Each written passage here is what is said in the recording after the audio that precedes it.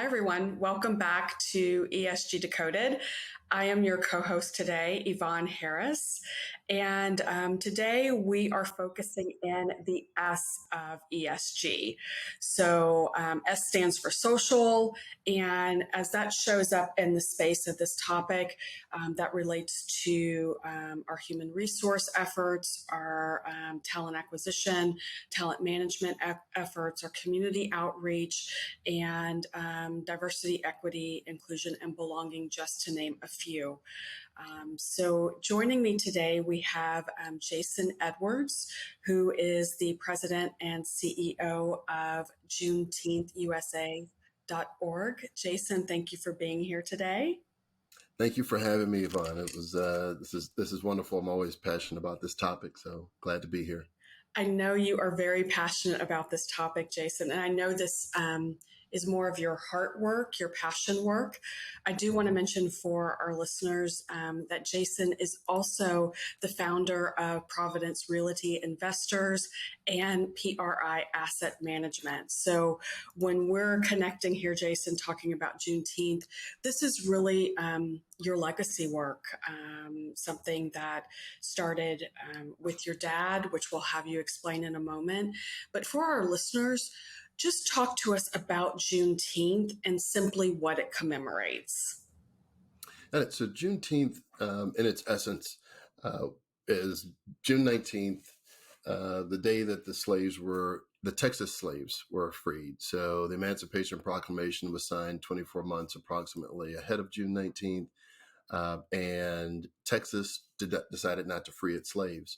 So what you had in the South were other states that recognized the Emancipation Proclamation. They were moving their entire plantations to the state of Texas so they could continue slavery, because Texas was doing as Texas, our home state, does sometimes, remaining independent and not abiding by the Emancipation Proclamation. So ultimately, President Lincoln had to send General Granger down to Galveston and he arrived by steamship with a fleet of Union military, and read General Order Number 3, which was enforcing the Emancipation Proclamation on the state of Texas and thus freeing the last set of American slaves in the country. And so that, by its essence, is the date. And so from that date on, slaves have celebrated on June 19th freedom, which is a very American theme.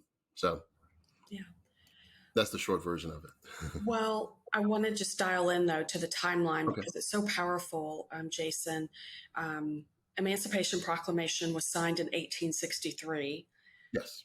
Juneteenth in and of itself became to be because it wasn't until 1865 that Yes. the news officially made it to Texas. Exactly. Yes. And I think it's a very important distinction that you were making, though. This is a celebration of not the slavery, but of the freedom. Yes. And it's a freedom holiday. And as I've heard you speak at other events and other conversations you've had, you've even connected this to a concept called freedom season. Tell us more about that.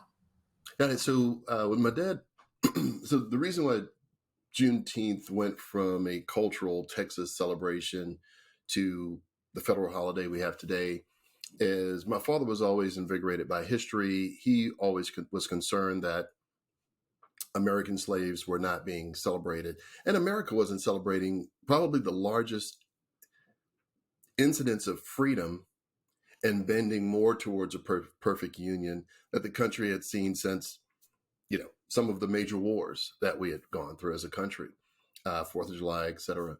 And so it's up there with 4 million Americans that were born on American soil, that their ancestors, for a total of 267 years, plus another approximate 140 years of Reconstruction, Jim Crow, sharecropping, et cetera, were freed to begin their pursuit of life, liberty, and the pursuit of happiness. And so Dad noted that we had Memorial Weekend, which is a celebration of the veterans who sacrificed life, liberty, and the pursuit of happiness to protect the country. And we would go straight over Juneteenth to the 4th of July, which is a celebration of freedom in America. That is probably one of our largest holidays and largest exhibitions of freedom, which became a theme of our country. And so Juneteenth was this day where the last American slaves were freed, which almost split the country apart, and a major issue in the country. And so there, at that time we passed the holiday, there was more of a celebration of the Confederate generals than there were of the slaves and freedom. And this is America. Freedom is one of our themes. We've carried freedom around the world, bringing democracy. And so Dad started calling it, it's kind of a freedom season where you have from Juneteenth until 4th of July, you have about 2 weeks to, celebrate freedom. And so Juneteenth is not a black holiday. It's not a white holiday. These were Americans. And, America got a great jump start by having free labor for hundreds of years.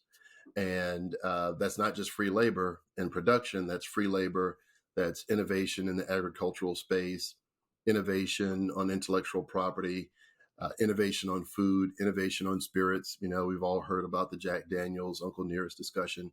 And so these Americans really contributed to the American economy from the form of tobacco, insurance, finance, cotton, textiles, timber. The list goes on and on, road construction, et cetera. And so they should be celebrated because they also sacrificed life, liberty, and the pursuit of happiness. And so the freeing of those people who are my ancestors, I'm a descendant of a Texas slave, is meaningful to me and meaningful to a lot of Americans. And if you're a freedom-loving American, it should be meaningful to everyone. And so that's why Dad called it Freedom Season, and that it's not just a black holiday, just like 4th of July is not a white holiday. Well, let's catch our listeners up. I know you've referenced your dad a number of times. And I mentioned that you are the president and CEO of Juneteenth U.S.A., who was founded by your father, who is also considered the father of Juneteenth, the late Texas State Representative Al Edwards Sr. So talk a little bit more about your dad and just the special connection that your family has to the Juneteenth holiday. Yeah, so that is good context. So my dad was a state legislator, born and raised Texan, celebrated Juneteenth like a lot of other African Americans, was in his early 20s and 30s helping to organize Juneteenth events in Texas, in Houston in particular, and decided after doing that for so long that he wanted to run for office, and with the goal of making Juneteenth a state holiday. And so as a freshman legislator in 1979, he proposed a legislation to make Juneteenth a state holiday with only 14 black legislators in the Texas House at the time. And so it was an uphill battle. And as a freshman, you don't have a lot of gravitas within the House or influence, but his personality and politicking, as he would often say, made fast friends, and had to support some things that he didn't agree with, just like some of the quotes that I've heard from some of his white counterparts that were from East Texas and North Texas, wondering why they should have to support a black holiday commemorating slavery. And he went through, there are a lot of stories I can go on that may take more time than needed, but he was able to get the law passed. And so he got the law passed. It was signed in 1980 by Governor Bill Clements, and I was present there with my family at the time. I was a young 4-year-old, I believe, at the time, and my brother was there, and the whole family. For the next 5 years, Dad, kind of celebrated this holiday like every other Texan, but now Texans had it off.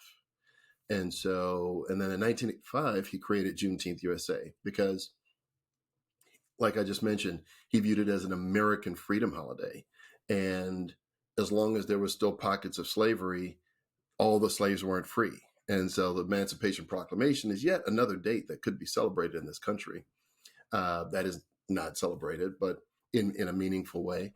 But his creation of Juneteenth USA was the vehicle, the nonprofit, to help make Juneteenth a federal holiday. So he spent the balance of his career going around as an elected official And he also happened to be the chairman of the DNC Black Caucus, uh, passing the Texas legislation to legislators around the country. At his passing, there were 36 states that had passed a law or an observance of the holiday, which he was very proud of. He knew it would not pass as a federal holiday first if it was not passed as a state by state uh, way, because Dr. King's holiday had passed as federal and then was adopted by the states, which was not viewed by some as a good process. And so he went state by state, which ultimately resulted in the Senate giving unanimous consent. As I follow what you're sharing, Jason, it's interesting that Juneteenth, the holiday itself, has been around since the 80s. Um, but a lot of people didn't or don't know about Juneteenth or came to learn about it in 2020. Okay. Yep.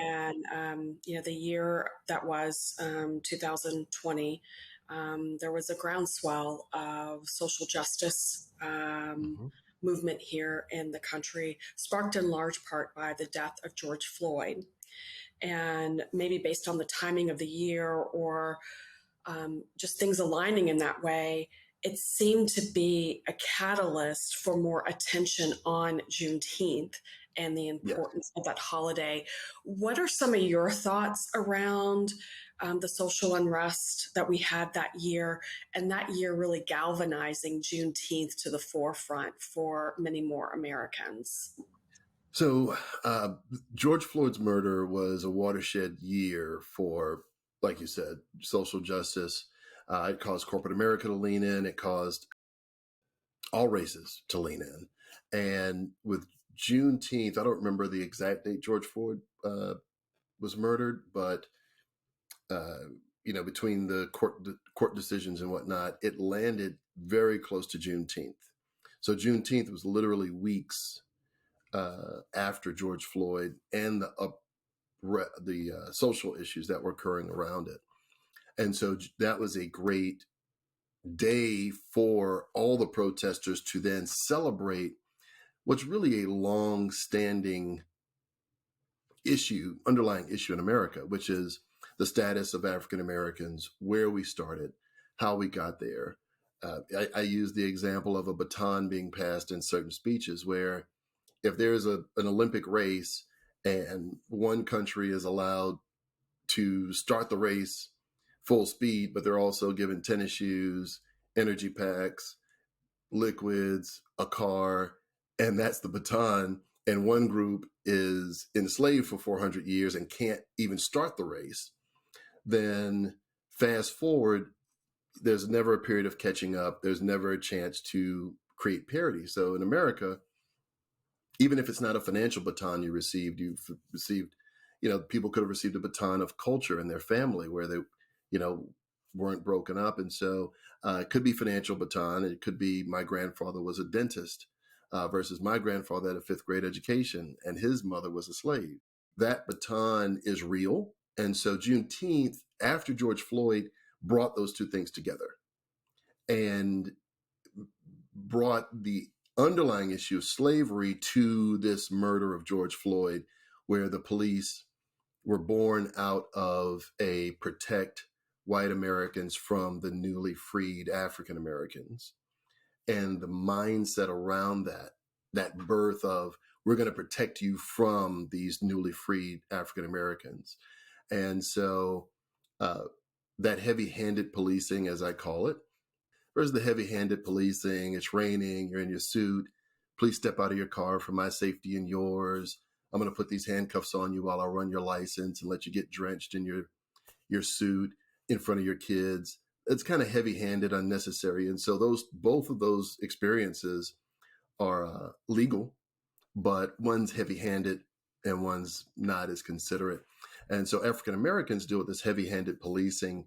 And so they use Juneteenth as a way to really rally African Americans and all Americans. There were celebrations all around the world. And so I think George Floyd was a major watershed moment because, all of us, I had a lot of white Americans say I took American history. I'm a history major. and was trained in the United States and did not know what Juneteenth was. And so it's a symptom of, history being guided by those with the pen. And so we're just trying to, but everyone's got a story here in America, which is one of the beautiful things about it. You highlighted in your comments that corporate America took notice and, Yeah. you know, started leaning in, I guess, on the holiday that is Juneteenth. Um, what's your elevator pitch for a corporation? Because I know that you travel throughout the country, you're having these conversations. What do you Mhm. tell corporations that are undecided about whether or not to recognize Juneteenth as a holiday? That's a good question, Yvonne. So I tell corporations that one, Juneteenth, being that it's a freedom holiday and kind of kicks off freedom season, uh, not observing the history, whether it's painful or not, of African Americans. That's our history, and those were our ancestors. So just like if folks point to 7 generations back and look at photos, we can only go so far. And so, but that is our history. And so when corporations are contemplating adopting this holiday, which is what Juneteenth USA is here for now, increasing adoption among corporations. And so we advise corporations on how to adopt it, how to engage your staff. And so I tell them to use the holiday as a day, as a data check-in. One, recognize the history, because sometimes African Americans just don't feel like their history is even recognized in the struggles that have occurred of our ancestors. And, even post Jim Crow, post sharecropping, you know, there's still issues that we deal with in corporate America. And so use it as a day to assess unconscious bias and how it may be hindering shareholder value, right? If someone is biased against someone else, that underlying bias may not even allow a good, profitable idea to get traction and make the company a lot of money. And so use it as a way to say, hey, all of us have biases, and there's a Harvard bias test that we share. If you Google Harvard bias test, you'll find it. I advise corporations to have the senior leaders take it. You don't have to share your results, but you may find, which makes you more self-aware, which is really the goal. You may find as a white male, you're biased against white males. You may find as a Black female that you're biased against Black females. And so it helps you to understand who you are as a product of your existence, and that you may have a bias that is hindering your management ability and hindering shareholder value, which ultimately hinders your growth and your team's growth and how well your company does. And so the other part of it is showing good leadership, showing that you observe this is just a very welcoming sign, right? As a way to say, hey, I know this happened. It's a federal holiday. So even if you don't recognize it, it's the elephant in the room now, which is what Dad's whole goal was, to force America to stop and say, hey, this happened. What are you doing about it? And then the last tool I give corporations is, outside of the ESG, it's kind of the big umbrella. There's something that some chief diversity officers created out in California uh, uh, that's called the Black Equity Index. And so it's an index that measures 6 areas of a corporate business's ability to advance the discussion for African Americans, those that are descendants of slavery, that have dealt with the brunt of slavery and dealt with the brunt of racism in this country. And so, not that other groups don't have racism and sexism, and there's even racism between Irish, Italians, Jewish, WASP, et cetera, et cetera. I lived in Boston for a while, and so I've seen a lot, right? And so, but for African Americans, if we're talking about Juneteenth, use it as a day to assess the bias that we deal with, which I call headwinds within corporate America. And so it doesn't mean you can't win the race. It just means that you're most likely not going to win the race when you're facing unnecessary headwinds, because your manager may be biased towards you for no reason other than your race. I love the prompt, Jason. It's more than just a holiday. It's more than a day off. And even using, the phrase that we hear all the time, it's a day on. It's not even that. That's not what you're saying. It's actually a prompt to, dig deeper, take a closer look at your organization's DEIB efforts and determine, is this an opportunity to have a conversation about bias? Is this an opportunity, to have a conversation about inclusive leadership? All those things that should be business imperatives throughout the year. Right. But maybe Juneteenth serves as that catalyst to come back together and have those courageous and tough conversations. So I'll make sure that we get those resources for our listeners. You mentioned the Harvard Implicit Bias Test, as Yes. well as the Black Equity Index. I know that our listeners would find those very interesting. Yeah. And Those are good. Jason, I know the organization is focused on increasing awareness and Mhm. having corporations adopt Juneteenth as a holiday. So beyond the Yeah. federal adoption and recognition, making sure that that's tangible Right. for employees, regardless of where they work. Right. So to get in touch with you, they can visit you at juneteenth.org or Yes. juneteenthusa.org. Yeah, JuneteenthUSA.org. Yes. Yes, you can reach out, JuneteenthUSA.org, contact us. My email address, I think info at JuneteenthUSA.org is probably the safest because then it'll get to the team. But yes, you can reach out and we would love to help advise. There's a series of tools. You can bring on an outside DEI person to help you kind of incorporate uh, ERG groups to engage your Black community so they could communicate directly with senior leadership because sometimes there's a there's a graveyard of ideas and feedback that can get lost between those that can make leadership decisions and what Black folks at your company are experiencing. Those are always great to engage in. And yes, measuring yourself against that Black Equity Index, but I think we have. I just have to admire them for creating it because it really drills down on the key issue for descendants of slavery in the country, which kind of I've heard that the the ESG and DEI has gotten so complex around environmental, social, governance that sometimes companies don't know where to start, kind of where to dig in. And so, even though all of it's important because governance matters and the environmental impact of our businesses also matter. Hence the So, spirit of this podcast, ESG Decoded. yeah, decoding Getting it is some important. Yeah. Yeah, and I think the tools that you referenced today would be quite helpful. And Jason, want to thank you so much for your time, and most important to you and your family, thank you for extending the legacy of your dad. I know he's very proud, and it's making real impact in organizations. So we appreciate all that you're doing. No, I appreciate it. Yeah, unfortunately, he passed away 14 months before it became a federal holiday. And so we're, kind of advancing the mission. He spent his career doing this. And so he always used to say, even as kids, this will be a national holiday one day. And he kind of willed it into existence. And so it's good to see that it's making an impact in a good way. Unfortunately, as soon as it passed, there was this immediate pushback on the whole CRT discussion.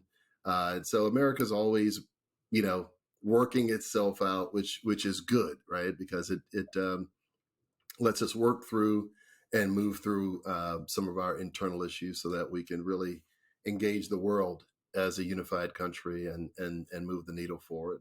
So, but thank you, Yvonne, and I appreciate your support and anything I can do to help. This is an important topic. I'd love to support. And if Thank you, anyone Jason. wants to support Juneteenth USA, that's a nonprofit. Uh, we're helping corporations adopt the holiday and leaders and foundations. And so if you'd like to make a financial donation, you can join as an individual or join as a corporate supporter. And you can find all that information on JuneteenthUSA.org. Perfect. We'll have you back soon, Jason. Thank you. Thank you so much. Happy Juneteenth. Happy early Juneteenth. Happy early Bye now. Juneteenth. Yes. Bye. All right. Bye now.